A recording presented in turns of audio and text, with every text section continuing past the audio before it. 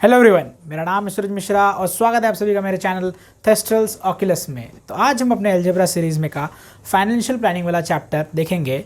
तो अगर आप इस चैनल पर नए हैं तो प्लीज़ सब्सक्राइब कर दीजिए और वीडियो को लाइक कर दीजिए। तो चलिए शुरू करते हैं।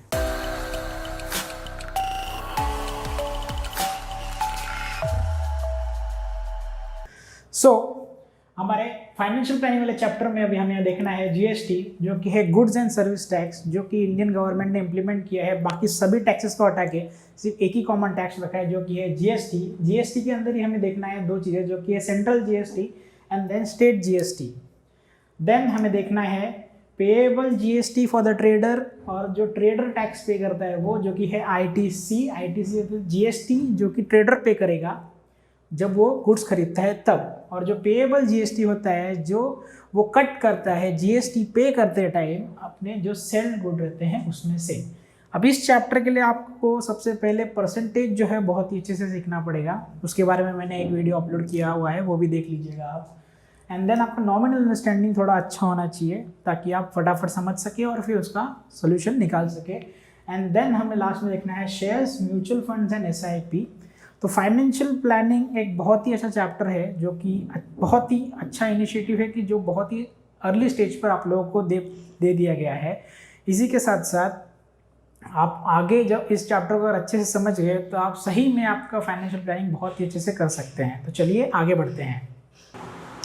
तो जैसे कि कभी भी हम एक tax invoice of good purchase देखते हैं तो उसमें बहुत सारी चीज़ें मेंशन रहती हैं, जैसे कि GSTIN। तो GSTIN क्या होता है कि गुड्स एंड सर्विस का नंबर था, टैक्स का आइडेंटिफिकेशन नंबर, कि इस इंस्टीट्यूट का GST नंबर क्या है। मतलब इसमें कैसा होता है कि जिसको GST पे करना है, मजा नहीं आएगा।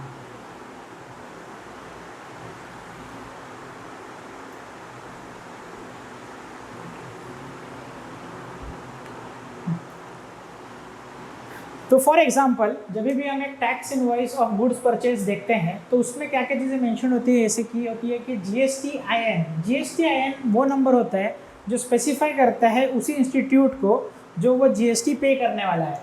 देन आपने क्या गुड्स परचेज किए हैं, टैक्सेबल अमाउंट क्या था उस गुड का, सप्लायर का नेम, उनका एड्रेस, देन SGST कितना पेएबल है एंड CGST कितना पेएबल है, आप कितना अमाउंट पे कर रहे हैं, और date of invoice and etcetera चीज़ें उसमें हो सकती हैं।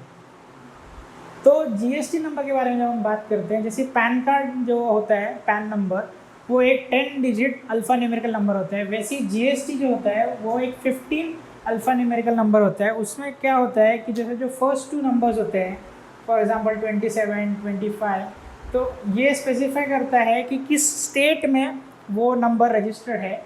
And then 10 digit PAN number follow होता है उस इंस्टीट्यूट का, एंड आफ्टरवर्ड्स उनका स्पेसिफिकेशन रहता है, द थ्री डिजिट्स जो उसके बाद आते हैं वो।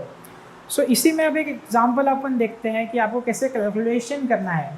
तो यहाँ पे जैसे लिखा हुआ है कि Aarti agency supplies an LPG cylinder at taxable amount of ₹500 and total GST is 5%. What is the total amount paid by consumer and what is the payable GST by the Aarti agency. So Aarti agency को पे करना है GST जो कि है 5%, और अपने को पता करना है कि अमाउंट जो कस्टमर ने कितना पे किया है। ठीक है, तो कंज्यूमर कभी भी पेएबल अमाउंट के ऊपर GST लगने के बाद वाला अमाउंट पे करता है। सो 5% यहाँ पे कहा गया है कि 5% का अमाउंट पे किया जाएगा। तो फॉर एग्जांपल अभी जो टोटल पेएबल है, टोटल टैक्सेबल है वो है ₹500, और GST को हमें पता करना है। तो GST कभी भी 2 पार्ट्स में होती है, जो कि है SGST एंड CGST। सो ये इक्वल प्रोपोर्शन में होती है, इसलिए ये भी है 2.5% और ये भी है 2.5% ऑफ द GST। ठीक है, सो भी 5% ऑफ 500। ओके, सो 10% ऑफ 500 कितना होगा, 50, राइट। देन अभी 5% हमें पता करना है। तो 5% कितना हो जाएगा, वो हो जाएगा आपका 25। ओके, सो 25 रुपीज़ जो है वो हो गया आपका 5% ऑफ 500। ठीक है, सो अभी हमें पता करना है टोटल जीएसटी। सो 5% हमको पता चल के क्या है 25 rupees. Okay, so SGST and CGST कितना हो गया टोटल 12.5 रुपीज़, राइट। सो 12.5 रुपीज़ हो गया आपका जीएसटी। सो जो टैक्सेबल जो जीएसटी पे करना है एजेंसी को वो कितना है ₹25 जीएसटी पे करना है। और अभी हमें पता करना है कि कंज्यूमर ने कितना पे किया। तो कंज्यूमर को क्या पे करना है, total amount paid by consumer. Total amount कितना होगा टैक्सेबल प्लस जीएसटी। ओके, सो टैक्सेबल प्लस जीएसटी, सो 500 प्लस 25, सो 525 रुपीज़। इसी तरीके से हमें पूरे सम सॉल्व करने हैं। तो चलिए अभी आगे बढ़ते हैं देखने के लिए आईटीसी, पेएबल जीएसटी एक्सेट्रा। चलिए,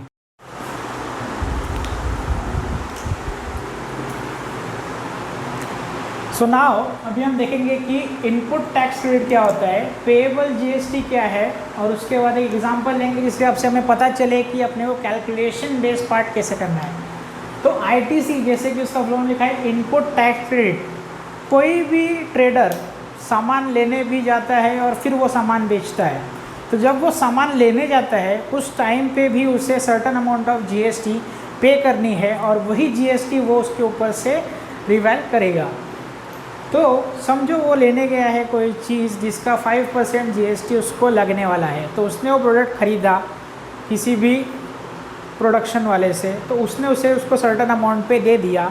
तो उस टाइम पे जो टैक्स उसने पे किया, जो 5% जो उसको पे करना था, वो होता है इनपुट टैक्स क्रेडिट और इसे ही कहते हैं इनपुट टैक्स भी।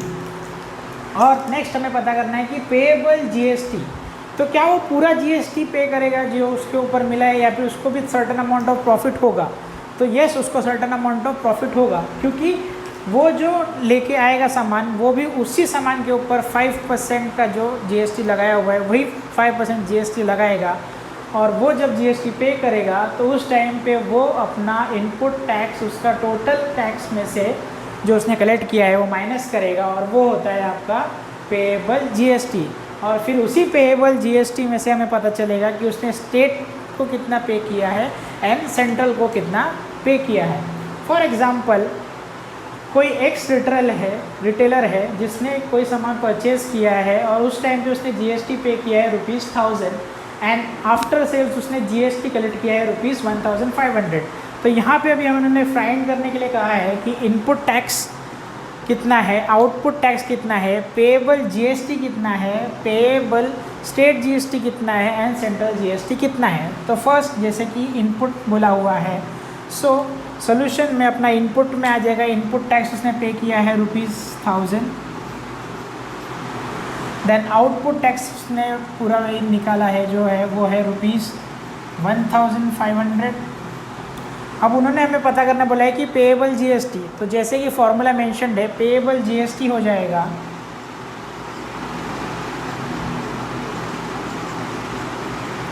आउटपुट टैक्स तो ₹1500 माइनस इनपुट टैक्स क्रेडिट जो कि है 1000। सो पेएबल जीएसटी कितना आ गया अपने पास 500 रुपीज़। और नेक्स्ट उन्होंने फाइंड करना बोला है कि पेएबल SGST एंड CGST कितना है। सो ऑलवेज जो भी जीएसटी होता है वो उनके हाफ ऑफ में डिवाइड हो जाते हैं। सो 500 डिवाइड बाय 2, ये हो गया अपने पास 250 रुपीज़। सो 250 रुपीज़ अपना है SGST as well as CGST। अब यहाँ पे उन्होंने डायरेक्ट टैक्स मेंशन किया हुआ था कि कितना है, कितना अपने को निकालना है, लेकिन हर बार ऐसा नहीं होगा कि उन्होंने पूरा टैक्स मेंशन किया होगा। वो कहेंगे कि आपको कि एक टैक्सेबल अमाउंट समझो, उन्होंने टैक्सेबल अमाउंट दे दी है कि टैक्सेबल अमाउंट है मेरे पास 1000 रुपीज़, ये पूरा टैक्सेबल अमाउंट है। इसी के ऊपर जीएसटी 18% या फिर 9% या फिर 5% ये उन्होंने पे किया है, एंड देन उसी से उन्होंने रिट्रीव भी किया है। तो उस समय पे आपको दोनों साइड से निकालना पड़ेगा कि उन्होंने कितना जीएसटी पे किया है, और देन उसके बाद ये कैलकुलेशन परफॉर्म करना होगा। डायरेक्ट आप वहाँ पे टैक्स की जगह पे डायरेक्ट वैल्यू लेके आंसर मत लिख दीजिएगा, पहले कैलकुलेट करना पड़ेगा कि कितना जीएसटी उसमें से पे किया हुआ है एट दी रिटेलर एंड, और उसके बाद जो कंज्यूमर एंड पर है वो। सो अब इसके बाद हम देखेंगे शेयर्स, उनका डिस्ट्रीब्यूशन कैसा होता है, कैसे इन्वेस्टमेंट कर सकते हैं उसमें, एंड देन लास्ट में अपन देखेंगे म्यूचुअल फंड्स एंड एसआईपी। चलिए, सो अभी हम सही में जो फाइनेंशियल प्लानिंग वाला पार्ट है उसी के ऊपर जा रहे हैं। तो यहाँ पे कभी भी आपने सुना होगा कि never to keep all your eggs in a single basket. तो यही होता है असल में सही में फाइनेंशियल प्लानिंग। तो फाइनेंशियल प्लानिंग में जैसे कि मैंने यहाँ पे भी लिखा हुआ है शेयर्स, और इसी के पहले अपने चैप्टर में अपन देखने वाले थे कि shares, mutual funds and SIP. तो कभी भी एक शेयर मार्केट एक चीज़ होती है जहाँ पे आप अपने बहुत सारे पैसे इन्वेस्ट कर सकते हैं और साथ ही साथ उसका बेनिफिट भी रिप कर सकते हैं, जो आपको अच्छे से पढ़ने के बाद इन्वेस्टमेंट करना चाहिए। इसीलिए आपको एक बेसिक ओवरव्यू इस चैप्टर में दिया गया है। जैसे कि पहला पॉइंट होता है कि शेयर्स, कोई भी एक कंपनी स्टार्ट करने के पहले आपको एक सर्टेन अमाउंट ऑफ कैपिटल चाहिए होता है। तो उस कैपिटल को जब एक स्मॉल पार्ट्स में डिवाइड करते हैं, जैसे for 1 rupees as assets of, तो उसको कहा जाता है शेयर्स। ठीक है, नेक्स्ट अपन आते हैं शेयर के ऊपर। शेयर क्या होता है?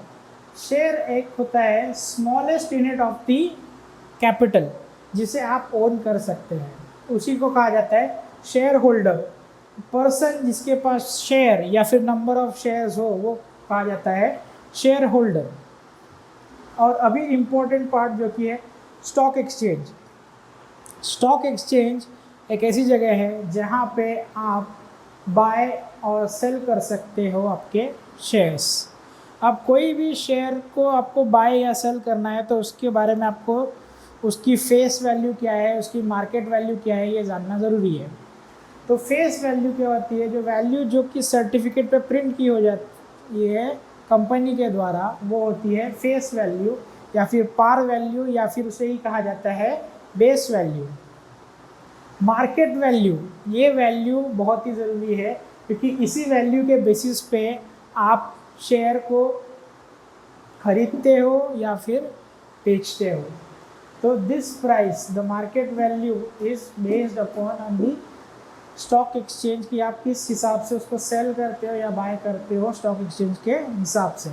अभी डिविडेंड एक बहुत ही अच्छी चीज़ है जो कंपनी प्रोवाइड करती है, पर ये कंपनी के ऊपर डिपेंड करता है कि वो आपको डिविडेंड प्रोवाइड करेंगे कि नहीं। ठीक है, तो कंपनी क्या करती है कि जो उनका एनुअल प्रॉफिट रहता है वो अपने शेयर्स के थ्रू वो डिवाइड करते हैं। जैसे कि उन्होंने 10% डिविडेंड दे दिया, 5% डिविडेंड दे दिया, 30% डिविडेंड दे दिया। लेकिन एक चीज़ ध्यान रखिए, डिविडेंड कभी भी कंपनी मार्केट वैल्यू के ऊपर नहीं देगी।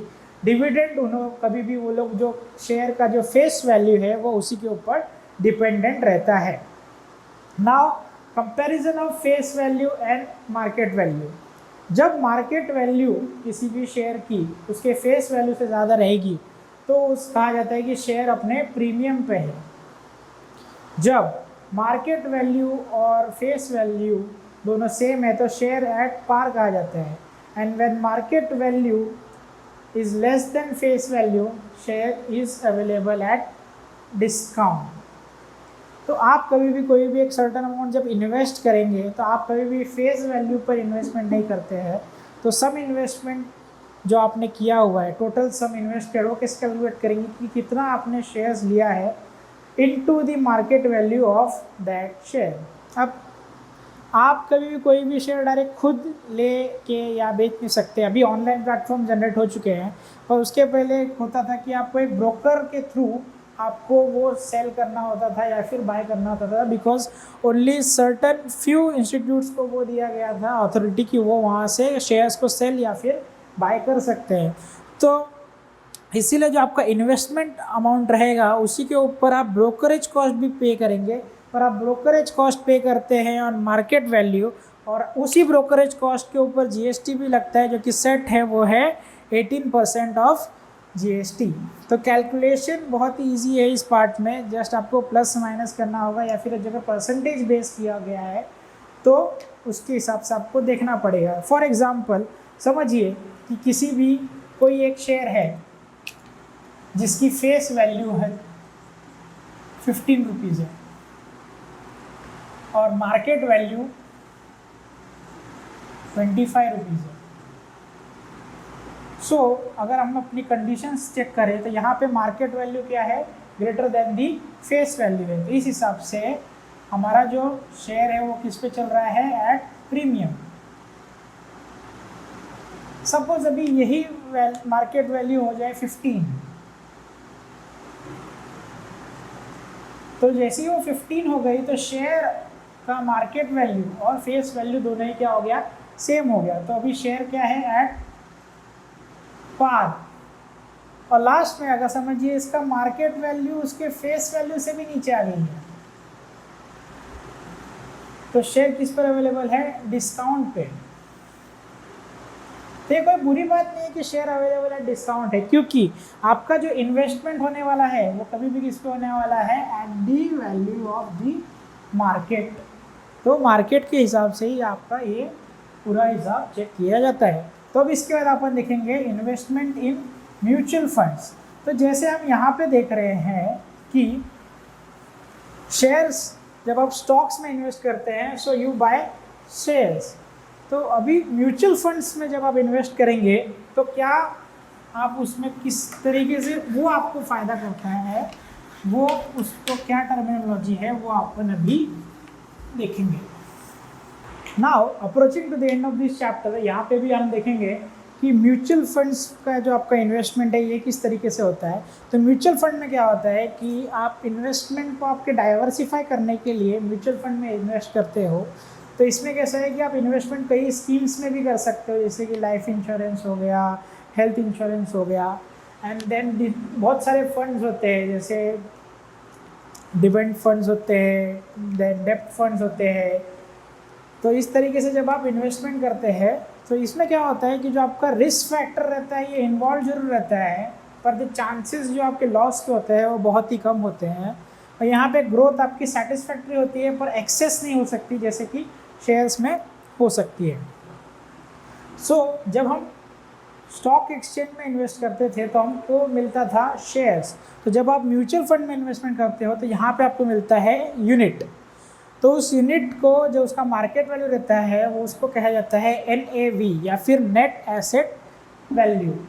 तो आपका जो इन्वेस्टमेंट रहेगा कभी भी वो रहेगा जो net asset value of a single unit into the number of unit जो आप बाय करते हो या फिर आप इन्वेस्ट करते हो, वो आपका होता है टोटल फंड का वैल्यू। और इसी NAV के ऊपर आपको जब इंटरेस्ट मिलता है उसी इंटरेस्ट में आपका म्यूचुअल फंड में होता है ग्रोथ, और उसी के हिसाब से आपका यूनिट्स भी चेंज होता है।